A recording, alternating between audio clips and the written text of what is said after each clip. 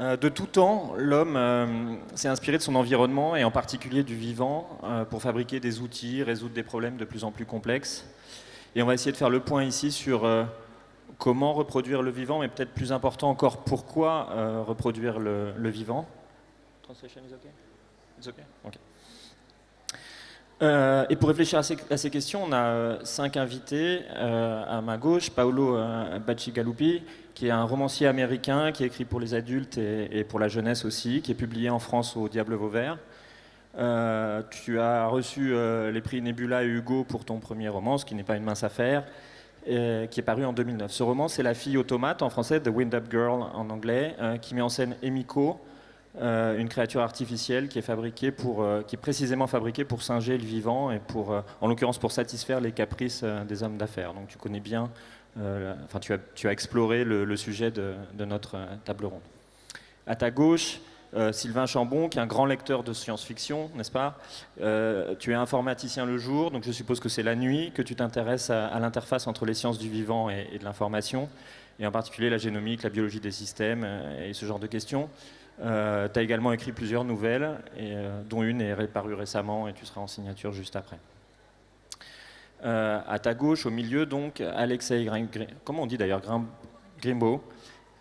Tu es chercheur au laboratoire de philosophie des sciences du CEA, spécialiste de l'information quantique et des questions éthiques liées aux nouvelles technologies. Tu enseignes par exemple l'éthique de la biologie des systèmes à Évry et tu es membre d'une commission sur les questions éthiques des technologies de l'information. Tu as en outre écrit un petit livre sur la composition des systèmes qui s'appelle La mécanique des étreintes et qui a été publié en 2014 chez Encre Marine.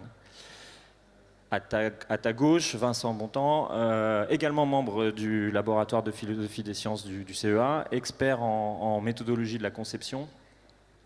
Tes travaux portent sur les instruments et les processus qui sont mis en œuvre quand on fait de la recherche et sur l'éthique des relations entre l'homme et la machine, qui est un sujet qui est de plus en plus d'actualité aujourd'hui. Tu as publié cette année un ouvrage sur Bachelard ainsi que les idées noires de la physique avec notre bien-aimé président Roland Lehoucq aux belles lettres. Et pour finir, Pierre-Henri Gouillon, agronome, biologiste, philosophe, professeur au Musée national d'histoire naturelle, et j'en oublie, ainsi que dans d'autres institutions. Tu es spécialiste des questions d'évolution et de biodiversité.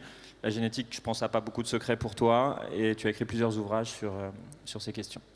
Alors, pour explorer cette question de la machine qui singe le vivant, on va essayer de la séparer en trois grandes catégories. La première, c'est quand les ingénieurs, les techniciens se sont inspirés du vivant pour fabriquer des machines et résoudre des problèmes matériels, donc vraiment pour un aspect fonctionnel, presque corporel, si je peux oser le mot. La deuxième partie, ce sera plus sur quand les ingénieurs, les techniciens et les auteurs de science-fiction donnent l'apparence du vivant à une machine, ce qui n'est pas forcément lié à la fonction qu'elle a, mais l'intérêt de donner une apparence vivante à une machine, quelle que soit sa fonction. Et puis on continuera à explorer évidemment une question qui est très d'actualité et assez brûlante, qui est quand ingénieurs, chercheurs essayent de reproduire l'intelligence du vivant, donc l'intelligence artificielle. Et donc peut-être pour commencer sur la partie donc plus fonctionnelle, est-ce que l'un d'entre vous peut un peu nous dire historiquement dans quelle mesure les scientifiques se sont inspirés du vivant pour réaliser des objets ou pour résoudre des problèmes concrets? Et on peut penser, juste pour lancer le débat, aux premiers avions, enfin aux premières idées d'avions. La première chose que les gens ont fait quand ils ont pensé à faire des avions, c'est évidemment d'essayer de reproduire le vol des oiseaux. Alors, il y a peut-être un paradoxe dans la mesure où, évidemment, si on regarde sur le très long terme, l'observation de la nature, des animaux et d'autres choses a évidemment été une source d'inspiration pour le développement des techniques. Mais, justement, l'exemple des avions nous montre bien que c'est quand on s'est détaché de la volonté de reproduire le mouvement de battement des ailes des chauves-souris ou des oiseaux qu'on a commencé à faire des progrès en aéronautique. C'est-à-dire que cette première observation, cette première inspiration du vivant peut très certainement constituer ce que Bachelard appelait un obstacle épistémologique, et que la technique se libère quand elle trouve sa propre forme d'efficacité.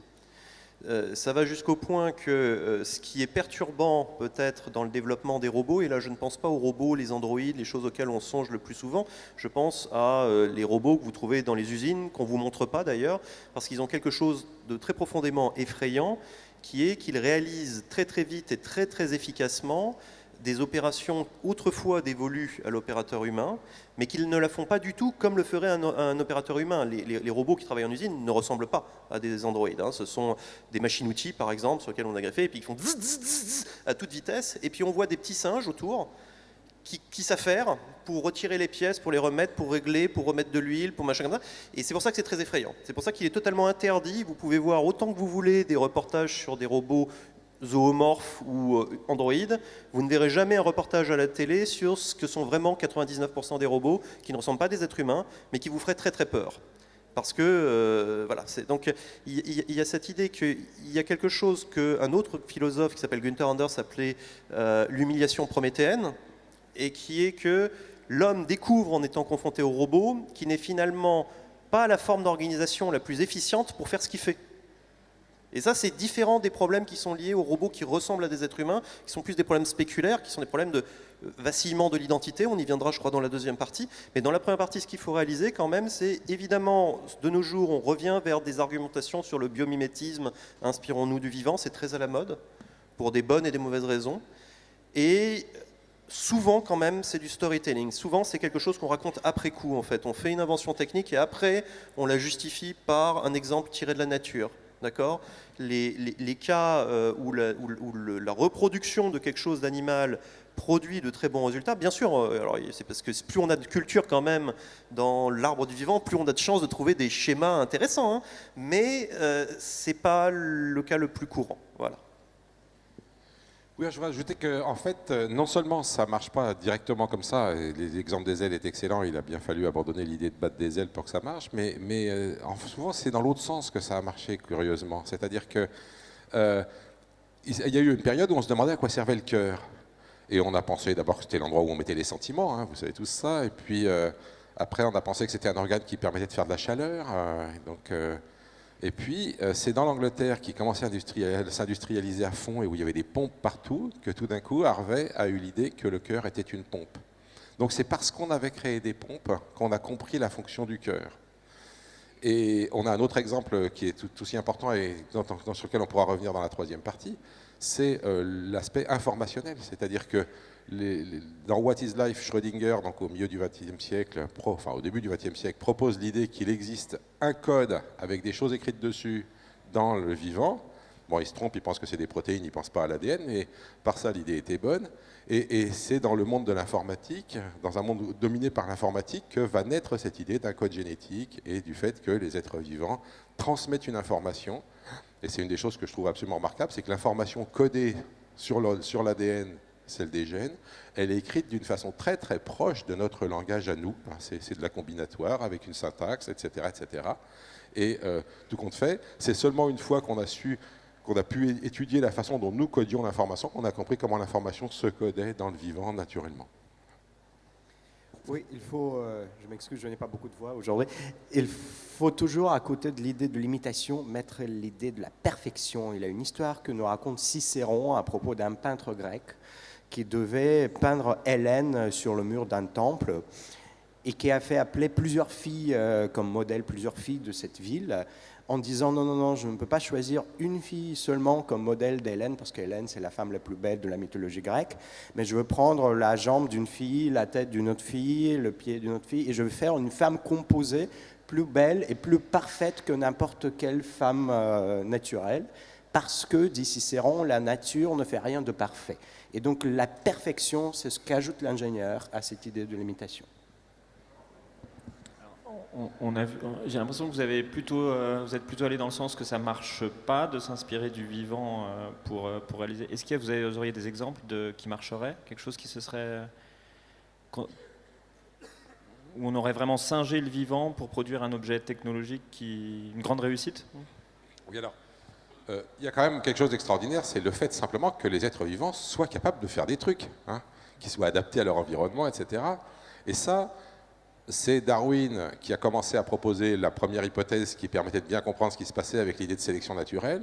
Il a fallu rajouter la génétique pour dire que justement cette information écrite sur l'ADN, c'était une information qui pouvait varier au hasard et qu'ensuite la sélection triait dans les gènes ceux qui avaient produit les organismes qui les reproduisaient le mieux et qu'ensuite il y avait de nouveau des variations au hasard et puis que la sélection retriait ce qui marchait le mieux, etc. jusqu'à ce qu'on obtienne des organismes d'abord extrêmement diversifiés. Toute la diversité du vivant vient de ce processus tout bête de variation au hasard et de tri de ce qui marche et d'élimination de ce qui ne marche pas. Et puis des organismes extraordinairement adaptés parfois. Il ne faut pas exagérer, justement, on parlait de perfection tout à l'heure, on est quand même très très loin d'être parfait. C'est très très con de faire entrer l'air et la nourriture par le même trou.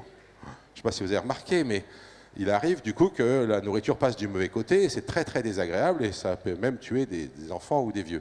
Donc n'importe quel ingénieur à qui on fait fabriquer une machine dans laquelle il doit mettre de la nourriture et faire rentrer de l'air, s'il met le même trou pour l'entrée, on le fout dehors tout de suite. Le créateur, lui, il a fait comme ça. C'est extrêmement décevant. Donc on est loin d'être parfait. On pourra peut-être discuter de pourquoi, mais en tout cas, n'empêche que ce processus de sélection naturelle, donc il a cette qualité de pouvoir explorer des tas de possibles. Il explore quand même que ce qui est possible dans ce contexte-là, et malheureusement, du coup, il bricole toujours sur de l'existence. C'est pour ça, d'ailleurs, qu'on n'a qu'une bouche pour à la fois respirer et manger. C'est qu'on est fabriqué au départ comme un tuyau.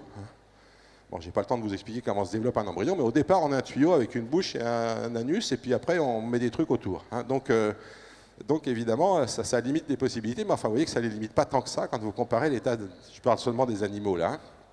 Voilà. Et bien, cette méthode pour progresser, elle a été copiée en informatique. Ça s'appelle les algorithmes génétiques. Et effectivement, on fait varier des critères dans l'ordinateur et on sélectionne ce qui marche et on recommence, etc. Et donc, voilà un cas où on a copié peut-être le truc le plus fondamental qui est dans la nature, c'est-à-dire la sélection naturelle, et où ça marche, on arrive à fabriquer effectivement des systèmes, on pourra en reparler dans la troisième partie, qui possèdent une sorte d'intelligence par simplement ce phénomène de variation aléatoire et de tri. Il y a de nombreux exemples dans les matériaux. Dans les matériaux, la structure alvéolaire des ruches, par exemple, a servi à augmenter la résilience, la résistance des... et il y a beaucoup de choses aussi sur la toile d'araignée, a servi d'inspiration vraiment aussi pour faire. Dans les nanotechnologies, mais on ça, voit sait des pas encore choses. faire, hein. Voilà. On ne sait pas encore faire à température normale un fil aussi résistant qu'un fil d'araignée. Mais on n'a pas besoin d'être à température normale, ça coûte plus cher, mais on peut tricher. Merci. Paolo? I think what you see a lot of times is that we observe something in nature which allows us to understand that it's possible. By understanding the possibility, we can't necessarily ape the particulars of how a bird flies, but we know that things fly. With that inspiration, we create machines that then follow the outcome that we're seeking. And I think that that's really where the genius of sort of our machines and the genius of our ingenuity comes from is by seeing something set before us, we see the example, whether it's a bird flying or it's a fish swimming, we say, oh, I want to do that too. How can I accomplish that? And the inspiration of nature is the jumping off point for us to understand that there's further that we can reach, that there's more that we can do, that there's a machine that can accomplish that. Even if it's something like creating a production line, we understand, we see that it's happening, and then we say, well, how can we push it further? How can we push it further? It may no longer mimic the living. It may blow past what the living can do, and it may look nothing like the living, but the initial inspirations, that's where you see the actions happening and you say, okay, how can I do that? How can I mimic that? How can I do it better? Do you mean if there were no birds? Pardon, vous voulez dire que s'il n'y avait pas d'oiseaux, on n'aurait pas inventé les avions? Almost explicitly, yes. I think that you need some sort of, I'm sorry, I'm now, I think that you need some imaginative spark in order to reach for something. I think that human beings, I think that without that imaginative spark, you don't know to reach. And so without some sort of a narrative frame that says, oh, that's where I want to go, you don't think of it. And I think there are examples of us missing things that are right before our eyes as a societies, as human beings, where we just don't understand because you don't have the vocabulary, you don't have the dream of the thing, so you can't reach for the thing. Ce que dit Paolo, si je comprends bien, c'est que le désir est mimétique. Tandis que la solution fonctionnelle technique, elle, peut être différente de celle de la nature, mais le désir est toujours mimétique. Donc Yeah. on change le titre de la c'est plus quand la machine singe le vivant, c'est quand le vivant inspire la machine, ou quelque chose comme ça. Sylvain? Oui, il y a juste quelque chose, c'est que assez souvent, on va regarder le vivant, on va en déduire des principes fondamentaux qui vont informer la façon dont on va construire des machines. Typiquement, et effectivement, le sujet peut se faire complètement à l'envers. Quand on regarde une aile d'oiseau, au final, on a le même mécanisme aérodynamique que dans une aile fixe d'avion, c'est-à-dire que l'air va plus vite en haut qu'en bas, ce qui crée une dépression qui fait monter l'oiseau. Le fait que les ailes battent, en fait, n'ont absolument rien à voir dans l'affaire, contrairement à ce qu'on pensait pendant des siècles et des siècles. Et ce qui m'amuse un peu dans cette idée-là, c'est qu'il n'y a pas très longtemps, je lisais un article sur, vous savez, les reptiles marins, les plésiosaures, ceux qui avaient très long cou, etc., sur la question de comment ils nageaient. Et en fait, on a plus ou moins résolu la question, ou en tout cas trouvé comment ça fonctionnait, par analogie avec une aile d'avion, en fait, puisque les nageoires ont la même forme asymétrique qu'une aile d'avion, et donc on en a déduit que ces animaux-là, contrairement à ce qu'on pensait, n'étaient pas juste en train de nager comme avec une nageoire en tant que telle, mais ils nageaient, ils volaient littéralement sous l'eau. Voilà. Et donc en fait, le biomimétisme peut effectivement, comme disait Pierre-Henri, fonctionner à l'envers, parce que au final, ces deux intermédiaires qui proviennent d'un concept fondamental central qu'on n'aurait pas forcément eu l'idée de trouver, de chercher si on n'avait pas vu le vivant, et dont on a fait une exploitation technique différente, mais à partir de cette idée générale très platonicienne, on va dire comme concept, initialement. Je vous propose d'évoluer vers la deuxième partie, donc vers les machines auxquelles on donne l'apparence du vivant, quel qu'il soit. Bon, on pense évidemment aux androïdes, mais ça peut être aussi des animaux ou même des plantes.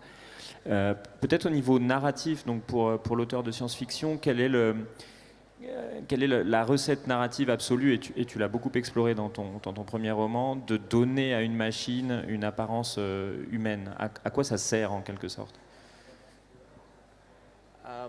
Okay, so for me, when I'm writing something like The Wind-Up Girl, which is all about a genetically engineered person, there's this idea of, I think that we continually do like the idea of machines that will solve certain problems. And I think that when we create machines or bioengineered beings or whatever that ape humanity, what we're looking for is something slightly less than human. We're looking for that human that we can control. And it's an odd sort of thing. We want it to be human enough that we can believe that it's something we can relate to, and we want it to be inhuman enough that we don't actually have to treat it like a real human being. And there's this thing that shows up again and again in science fiction stories about we want the robots to serve our interests. We don't want them to be independent. And that's very rich ground for me as a writer, is trying to understand what is it about our impulse to have somebody who's companionable to us and yet is also completely subservient to us, and what does that say about us, and then what does it say about the being that's being created. And you know, in both The Wind-Up Girl and there's a short story actually in the Utopia collection, Mika Model, I'm very interested in that idea that, wait, we built this thing, we want it to be exactly perfect and useful for us. Oh, what happens when it actually has some drive of its own? Peut-être une question pragmatique pour toi. The Wind-Up Girl, est-ce qu'elle a deux tuyaux pour respirer, pour manger, ou un seul? No, actually, no. The Wind-Up Girl herself actually is entirely human that way. There are other wind-ups, there are other bioengineered creatures, though, that are in that world that are much more specialized. And so there's some talk about creatures in factories that have been engineered with multiple arms and that are designed to sort of sit there and do their thing and not to, you know, move out of place. They are robots in that sense, except for they're bio-robots, basically. You know, they really have no other function except for that they're perfectly, you know, designed to sort of sit and work. Et elle ressemble à des humains ou pas? No, no, not at all. And there's this question because their function isn't to be human, their function is to be useful. Yeah, donc c'est in les other robots ways. que Vincent décrivait au tout début. Yeah. Paolo a parlé de cette idée qu'on imite quand on crée un esclave, un serviteur, une machine qu'on veut contrôler. Mais il y a une autre raison aussi fondamentale que la première de singer le vivant, qui est il existe une certaine satisfaction à savoir qu'on a atteint ce niveau de savoir-faire, ce niveau de connaissance parfait qui permet de faire des choses indistinguables. Il y a une vieille histoire d'ailleurs que j'aime beaucoup. Je ne sais pas si vous la connaissez, c'est une histoire du XIIe à peu près siècle qu'on a lu dans les manuscrits anciens des populations juives de l'époque. Et donc pour ces gens-là, le prophète Jérémie était l'homme le plus sage et le plus intelligent de tous. Et Jérémie ne pouvait pas juste se contenter de savoir qu'il était le plus sage et le plus intelligent, il devait faire quelque chose pour le prouver. Alors il fait un homme artificiel. Et tellement haute était sa connaissance que cet homme artificiel était parfait, absolument indistinguable d'un homme naturel. Donc il se lève et aussitôt il se met à parler avec Jérémie. Et parler, vous voyez, parler, c'était la fonction cognitive, ça nous mène vers notre troisième partie essentielle. Et donc il dit à Jérémie, est-ce que tu te rends compte de ce que tu as fait ? Et Jérémie lui répond, je t'ai fait, toi, voilà, je suis content. Le golem, donc ces êtres artificiels s'appellent des golems. Ce n'est pas le golem de Prague que vous connaissez, c'est un autre. Le golem, ce n'est pas un nom propre non plus. Il n'a pas de nom propre, il n'est pas vivant. Hein. Il dit à Jérémie, non. À partir de maintenant, quand un homme rencontre un autre homme dans la rue, il ne saura plus si c'est un homme né de père et de mère ou fait par un autre homme. Et Jérémie n'y avait pas pensé, bizarrement, à cette confusion éthique, à ce problème. Et Jérémie demande au golem, à sa créature, ce qu'il doit maintenant faire. Il lui dit, mais qu'est-ce que je fais maintenant ? Et ce golem, qui encore une fois n'est pas vivant, c'est une machine qui parle, il lui dit, défais-moi. Il ne lui dit pas, tue-moi, il lui dit, défais-moi. Donc déjà, pourquoi est-ce que Jérémie, l'homme le plus sage, le plus intelligent, n'y avait pas pensé ? Bonne question. Et puis, pourquoi cette machine, finalement, n'est pas vivante si elle ressemble parfaitement à un homme né de père et de mère ? Et donc, Jérémie défait son golem. La légende s'en arrête là. Vous allez me dire, c'est un peu facile. Évidemment, c'est un peu facile parce que Jérémie avait cet avantage de réversibilité que nous n'avons pas avec notre action technique dans le monde. Quand nous introduisons quelque chose dans le monde, on ne revient pas en arrière. Et donc, nous sommes obligés de faire mieux que Jérémie, ce qui veut dire faire mieux que l'homme le plus sage et le plus intelligent par définition. Voilà, la question, c'est comment faire. Et donc ça, on a un écho évidemment en science-fiction avec l'histoire de Frankenstein, hein, évidemment, où d'ailleurs on revient sur un sujet qu'on a déjà évoqué, qui est que le docteur Frankenstein ne voulait pas juste créer la vie, il voulait créer une vie qui était meilleure que celle que faisait le créateur. Et finalement, c'est ce qui lui est arrivé, la créature n'était pas tout à fait d'accord avec sa condition de vie. Au sujet de la question de pourquoi est-ce que, quel est l'intérêt de faire des créatures, des machines qui ressemblent aux vivants. Il y a un sujet dont on a effectivement un tout petit peu parlé rapidement en parlant des machines-outils qui feraient très très peur. C'est que justement, pour pouvoir avoir un rapport avec ces machines, pour pouvoir concevoir, nous en tant qu'êtres humains, comment interagir avec ces machines, on a besoin de les rapporter à quelque chose qu'on connaît, et la quasi-totalité de ce qu'on connaît est vivante. D'où la nécessité, qui est purement de la relation publique, purement du storytelling, de se comparer ces robots avec des personnes, avec des animaux, avec des choses comme ça. Et donc c'est assez intéressant parce que ça veut dire beaucoup de choses en fait sur notre capacité à imaginer des choses, ou en tout cas à imaginer comment interagir avec des choses. Est-ce que c'est plutôt pour se rassurer ou pour jouer au démiurge qu'on donne l'apparence de... Je vois les deux extrêmes un peu. Hein. Soit c'est pour se rassurer, pour que la machine ait l'air sympathique et pas trop dangereuse. C'est quelque chose qu'on a étudié ensemble, Alexis et moi, donc c'est pour ça qu'on prend le micro en même temps. Il y a un japonais qui s'appelle Mori, qui a écrit un texte extrêmement célèbre en robotique, qui s'appelle La vallée de l'étrange. Et dans ce texte, il explique que pour favoriser les interactions entre hommes et machines, on va avoir tendance justement à zoomorphiser ou à anthropomorphiser la machine. Et que pendant un moment, c'est vrai, ça aide. Et puis, il y a un moment donné où le fait de continuer à ce que ça ressemble de plus en plus à un être humain, à un moment donné, ça devient vraiment gênant. Ça devient vraiment gênant quand on serre la main de quelqu'un et tout d'un coup on se rend compte en fait que c'est pas vraiment une main mais que c'est quelque chose en silicone qui était très bien imité. On fait et on peut pas s'empêcher alors même qu'on n'avait pas envie d'être désagréable avec cette personne. Et il y a des moments donc on arriverait dans cette étrange familiarité dont parlait Adler, ensuite Freud et des choses comme ça, où ce frisson, cette indistinction devient réellement un problème social. Et la thèse de Maury, c'est que si on fait un pas de plus, c'est-à-dire si on arrive, on peut ressortir de la vallée des l'étrange en allant vers une stylisation qui est à la fois spirituelle et artistique, et où à ce moment-là, ça redevient un plaisir, ça redevient un moteur de lien. Et ce qui a été intéressant, c'est qu'on a étudié sur certains automates et qu'on peut voir que ce phénomène-là est un phénomène qui peut être aussi réversible dans le temps. C'est-à-dire qu'il y a un petit automate qui est tout simple, qui est un automate qui ramasse une flèche, qui tire, et qui est évidemment impassible, qui tire, puis la flèche va où elle doit aller, et puis bon. Et si on met la cible en face, les gens voient pendant un moment un petit robot faire de façon très très heureuse et très très sereine sa tâche. Mais si on décale la cible, et donc il rate à chaque fois, on voit un signe de Sisyphe et puis d'une chose absolument désespérante de quelqu'un qui doit éternellement ressembler. Et les gens regardent ça pendant 2 minutes, ils ne peuvent pas s'empêcher d'avoir ce truc. Puis ensuite ils disent mais je suis en train de regarder une machine. Mais s'ils regardent un peu plus, ils vont revenir.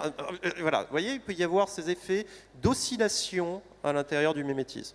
Et ils n'ont pas peur, les gens qui regardent le... Ils ont peur d'eux-mêmes. C'est spéculaire, de se une fois prendre plus. Tous les réplicants, toutes les choses, comme le grand roman là-dessus, c'est le roman de Philippe K. Dick, porté à l'écran par Blade Runner. Parce qu'à la fin, le personnage, donc, lui, il est payé, le héros, pour éliminer des doublures. Et donc, visiblement, c'est insupportable dans la société qu'il y ait des doublures. Et les doublures ont conscience de leur différence. D'abord, elles n'ont pas d'empathie. Hein, elles sont incapables d'avoir des sentiments, chose qu'on essaye de corriger. Et la deuxième chose, elles n'ont pas la même notion du temps que nous, puisqu'elles savent qu'elles ont une date de péremption.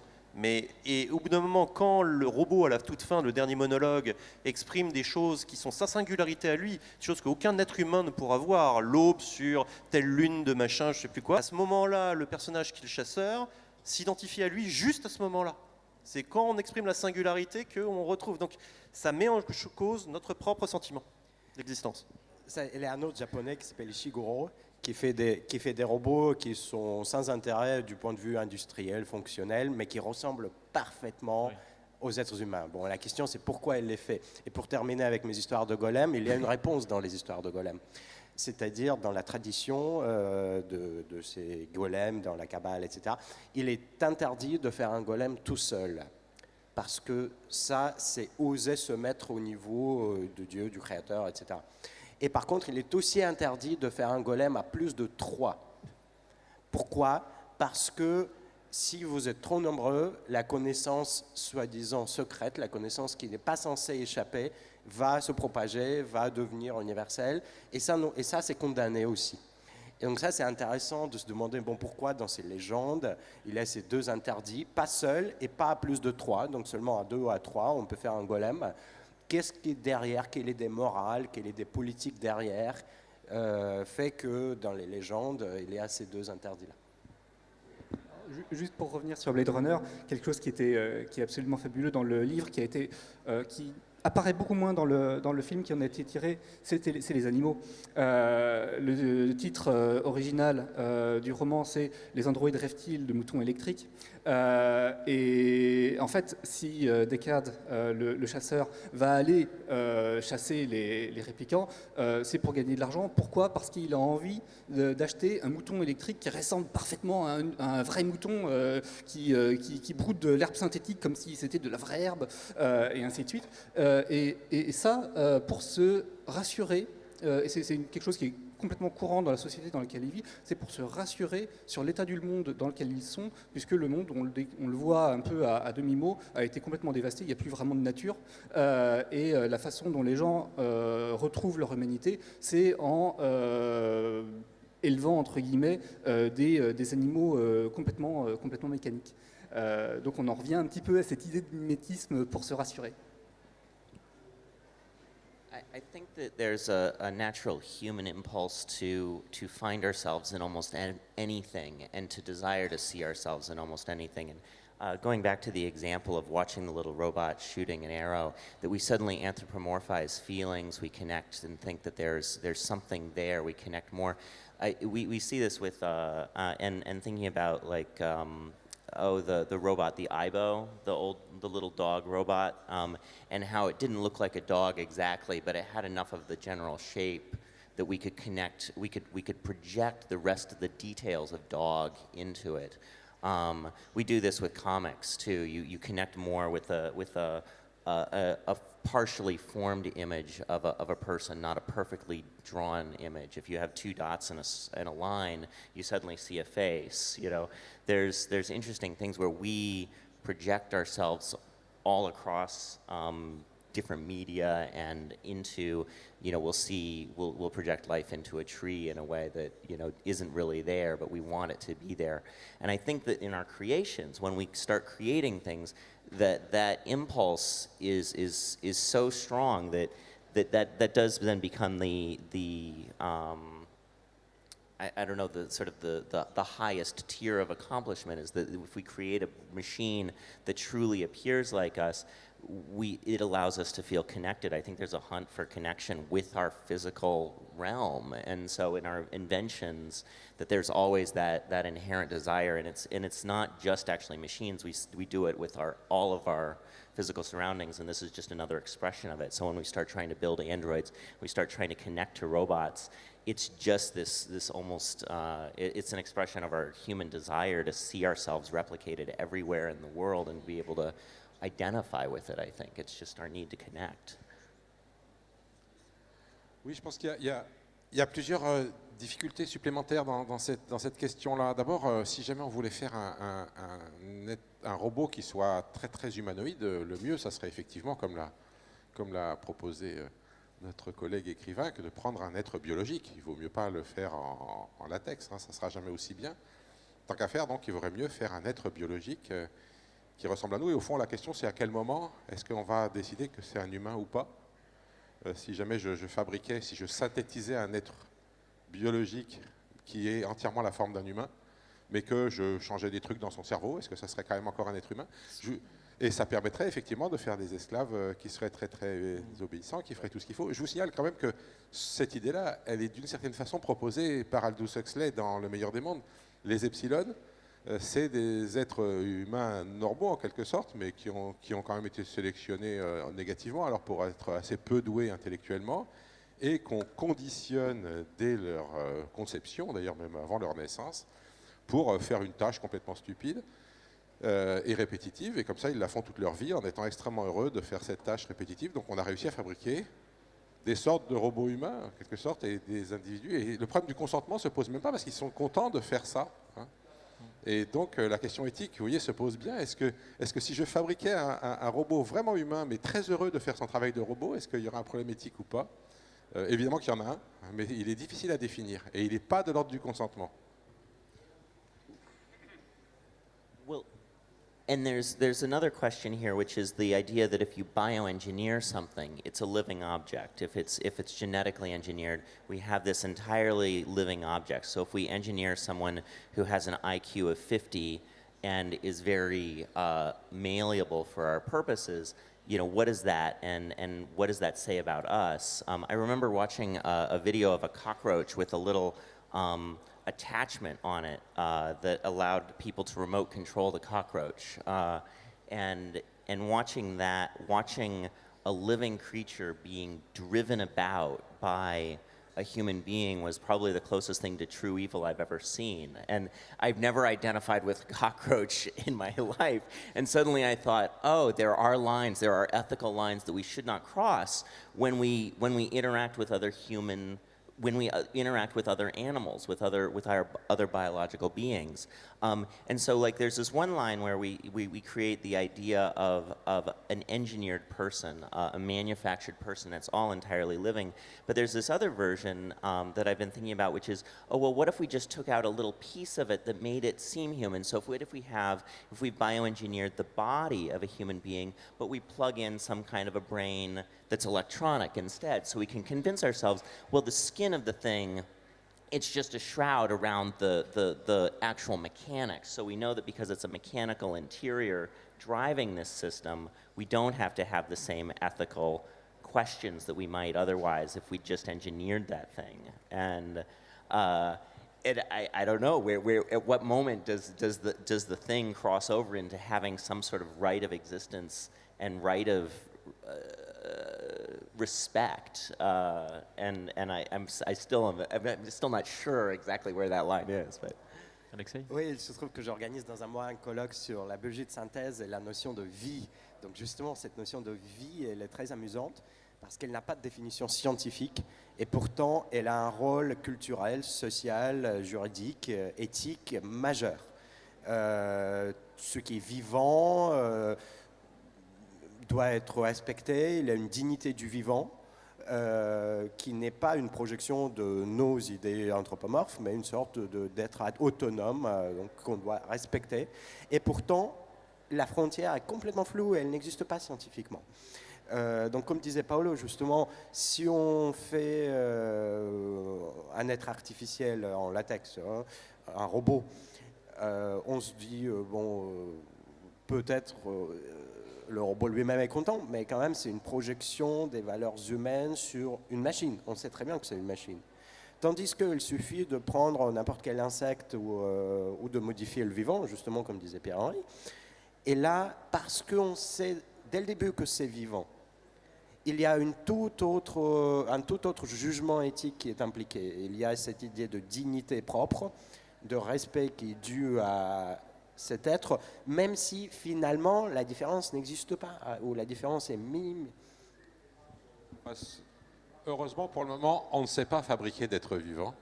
La biologie de synthèse sait fabriquer des génomes, mais elle ne sait pas fabriquer des êtres. Mais on sait modifier les êtres vivants pour en fabriquer ceux qui n'existent pas naturellement. On sait on sait faire des OGM, oui, mais on ne sait pas en fabriquer de toutes pièces. Donc, comme on sait modifier, on part toujours du vivant pour le moment. C'est vrai que le jour où on saura synthétiser vraiment un être vivant, on sera dans une situation difficile. But how close are we? I mean, when you think about like where we are right now, technically, where will we be in 50 years? I think we're quite far. Je pense qu'on est encore assez loin parce que, vous comprenez, c'est toute la différence entre de l'information et des entités matérielles complexes.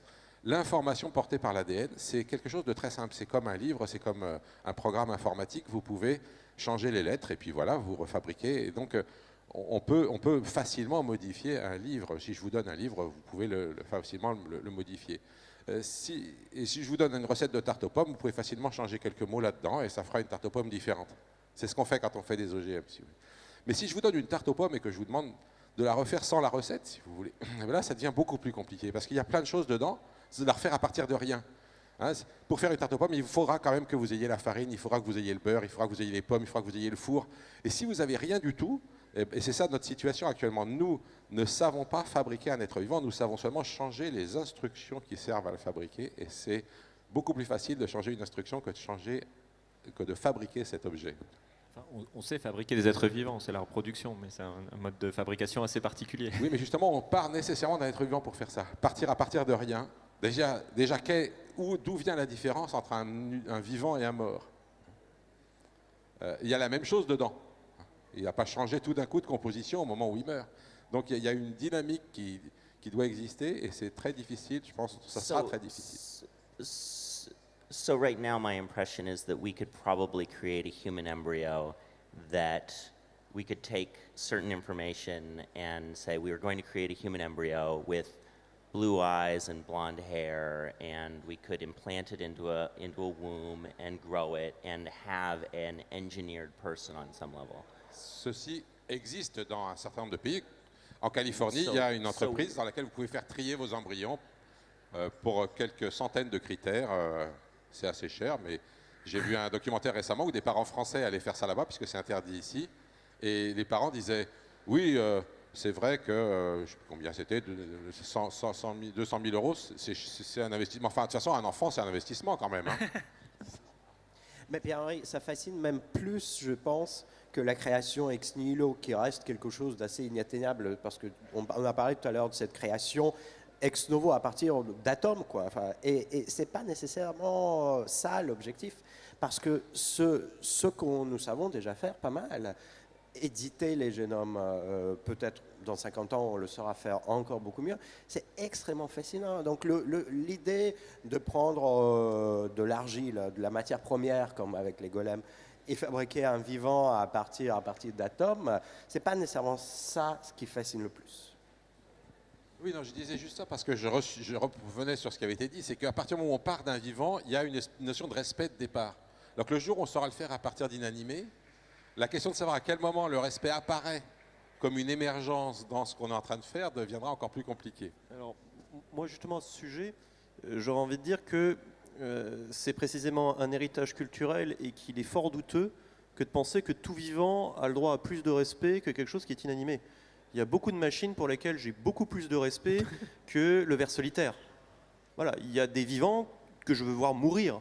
Nos rapports éthiques avec le vivant, ils sont tels qu'il y a des vivants, on veut qu'ils crèvent. Faut être honnête, on n'est pas là en train de respecter tout. Non, parce que les moustiques, je pense qu'ils ont je veux qu'une certaine race de moustiques disparaisse. Pas tous les moustiques. Il y en a qui ont une utilité. Parce que si je fais disparaître les moustiques, ensuite je fais disparaître les batraciens et tout ça. Donc je suis conscient que je suis pas en train de vouloir, mais de toute façon, on est en train de remodeler tout le vivant.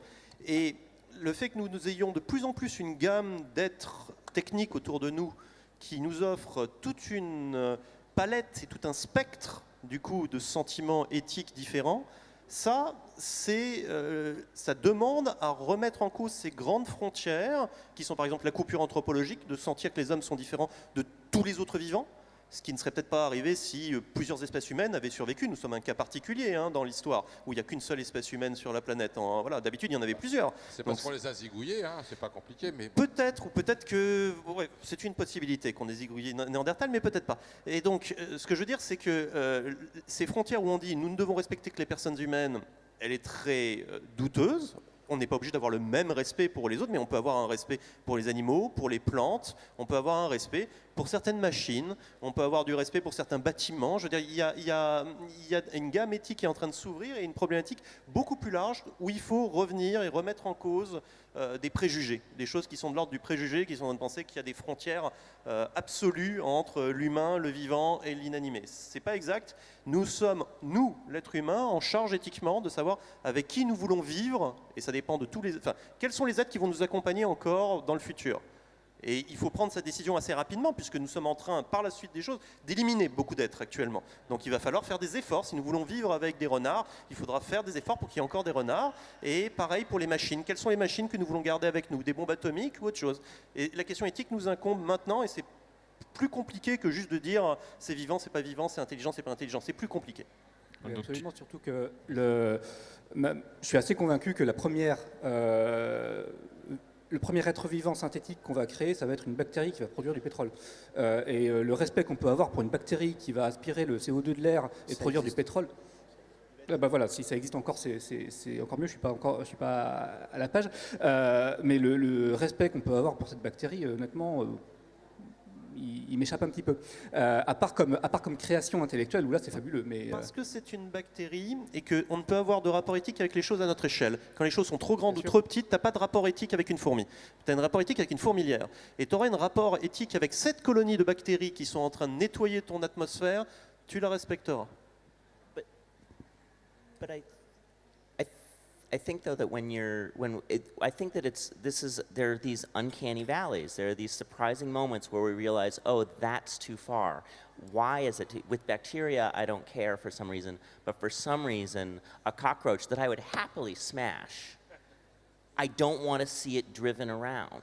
I do not want to see it remote controlled. That feels wrong to me. That's that moment that I cross into another spot where our relationship between machinery and the living isn't appropriate somehow, and it feels like it's a taboo, and I didn't know that taboo existed because I would happily smash that cockroach and would never think twice.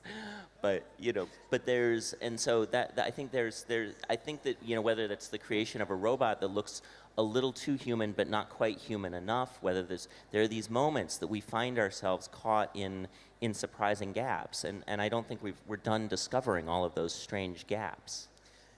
Ça, c'est la question d'échelle dont parlait Vincent, mais je ne serais pas d'accord sur l'idée qu'il est temps pour nous, qu'il est urgent, qu'on doit se précipiter pour décider avec qui nous voulons vivre. Parce que le développement des machines nous redéfinit nous aussi.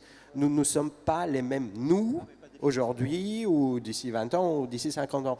Donc l'idée qu'on peut prendre des décisions ici et maintenant et les projeter dans 20 ans ou dans 50 ans, cette idée ne tient pas la route. Ah non, excuse-moi, là tu ne peux pas dire ça. Étant donné que nous savons que nos actions d'aujourd'hui auront des actions dans 50 ans, tu es bien obligé de décider aujourd'hui de choses pour dans 50 ans. Tu peux te tromper sur ce que voudront les ceux d'après, et c'est déjà arrivé. On a déjà imaginé que la génération d'après voudrait qu'on ait sélectionné des humains mieux foutus, et on a fait de l'eugénisme, on a stérilisé des gens, et on trouve ça affreux aujourd'hui que nos prédécesseurs aient fait ça.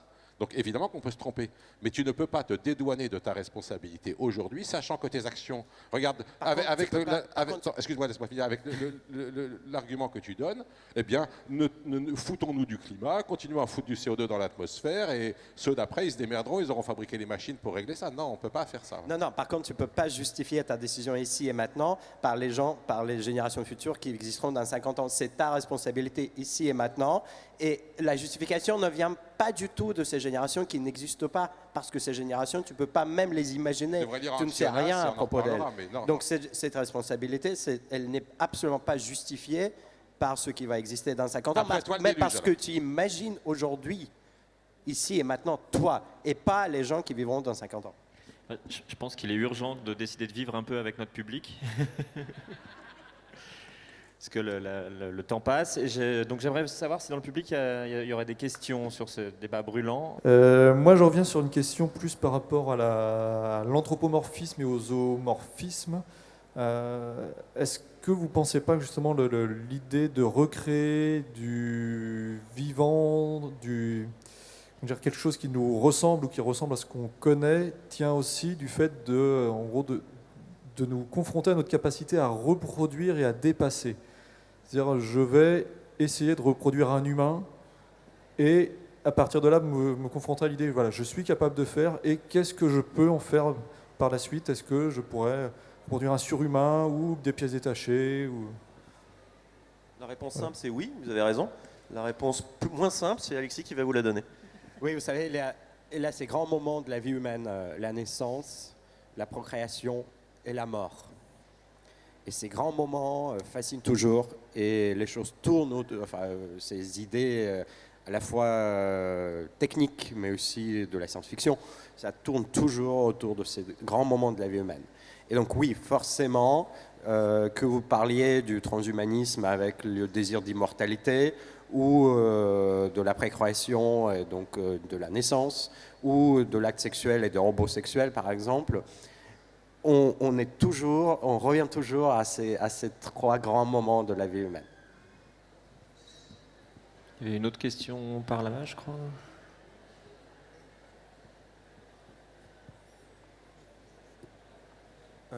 Donc vous parlez beaucoup de est-ce qu'on a le droit de créer une certaine forme de vie ou est-ce qu'on n'a pas le droit de créer certaines formes de vie. Quand on parle de la disparition d'espèces, est-ce que vous pensez qu'on aurait le droit éthiquement d'essayer de reconstruire certaines des espèces qu'on a perdues potentiellement, de réparer ce qu'on a détruit? Donc des machines dinosaures. C'est pas nous qui les avons détruites. Le mammouth. Le dinosaure, on ne les a pas détruits. Hein. Je nie notre culpabilité sur la disparition des dinosaures.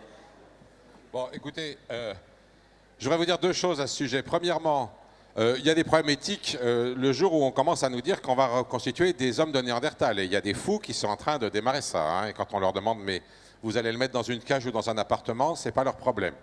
Donc comment vous traitez un Néandertal une fois que vous l'avez fabriqué, ça, je pense que c'est un problème éthique affreux. Recréer un mammouth ou recréer un dinosaure, moi, je pense qu'effectivement, il n'y a pas de problème d'éthique avec ça. Simplement, ce que je voudrais vous dire, c'est que ça n'a rien à voir avec le fait de sauvegarder la biodiversité. C'est toute une dynamique écologique. Votre mammouth, il sera dans aucun écosystème, il sera dans un zoo, c'est tout ce que vous pourrez en faire. Hein. Votre dinosaure, encore pire. Donc en réalité, si on veut maintenir des équilibres écologiques qui fonctionnent et qui sont nécessairement dynamiques, ce qu'il faut, c'est essayer de maintenir l'existant, non pas le maintenir tel quel, parce que ça bouge tout le temps, mais de maintenir les capacités dynamiques des systèmes vivants, ce que nous sommes en train de détruire. Et prétendre qu'on va refaire de la diversité en ressuscitant des mammouths, c'est juste se moquer du monde. Hein, c'est des gens qui n'ont jamais rien eu à foutre de la biodiversité et qui trouvent du greenwashing en faisant ce genre de choses. Voilà.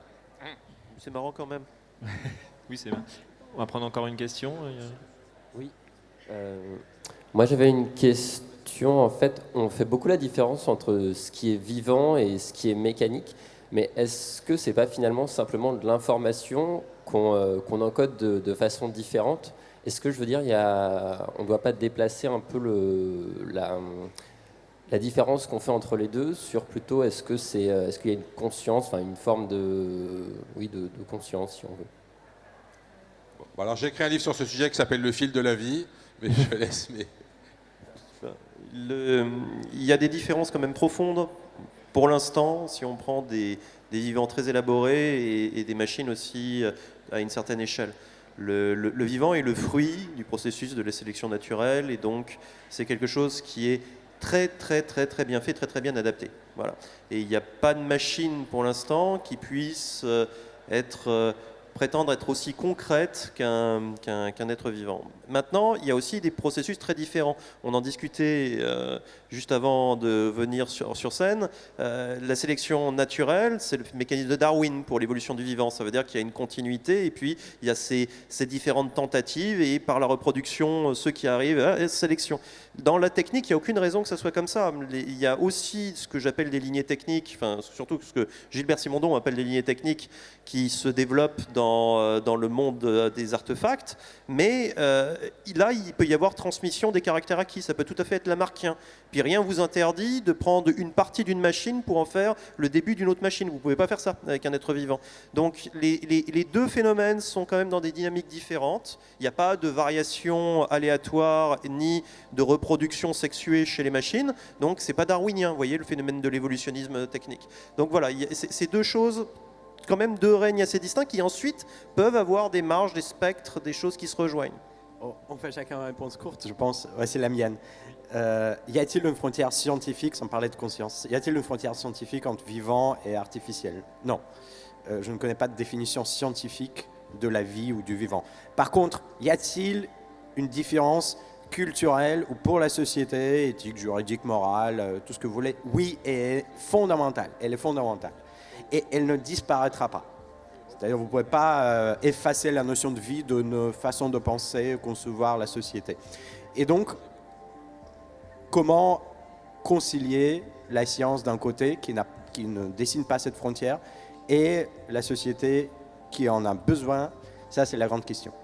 Un dernier élément d'information, c'est pas tellement une réponse, c'est un questionnement plutôt. Cette année, il y a un prix Nobel qui a été donné pour des chercheurs qui ont construit des machines moléculaires qui, en fait, conceptuellement reproduisent très exactement les moteurs moléculaires qu'on trouve dans les cellules. D'accord. Et ce que je trouve absolument fascinant, c'est que c'est un prix Nobel qui n'a pas été donné en médecine ou en sciences du vivant, c'est un prix Nobel de chimie. Donc en fait, la mécanique en tant que telle est en train vraiment de reproduire, même au niveau moléculaire infinitésimal, des mécanismes qui sont a priori du domaine du vivant. I think that there's the separation that we see right now as being very strong is one that I think will become blurrier and blurrier over time, both from the biological side where we become more and more, we have more ability to grow and develop different organs, where we have the ability to grow different kinds of living things, and on the other side, as our technical capacity, our computational capacity increases, we don't really know where that blurring point is, but I think that they are out there, and there is some moment, we don't see it right now, but then again, we didn't really see that we'd be here right now. We didn't really understand the speed that we're changing and the speed that our technical capacities are changing at this particular moment. I think we don't even grasp exactly how much we can do with CRISPR yet, let alone what we'll be able to do with it in 50 years. And so I think that there's some moment where both our technical capacity with biology and our technical capacity with computer science will hit some moments where we have very strong ethical questions, and we won't know the answers then because we haven't prepared for them before we trip over the line, as we always do with technology. Ok, ce sera le mot de la fin parce qu'il est l'heure. Il me reste à vous signaler que la plupart des intervenants vont être en dédicace dans la librairie maintenant ou dans pas longtemps. Et puis à les remercier tous les 5 pour ce débat qui fut passionnant.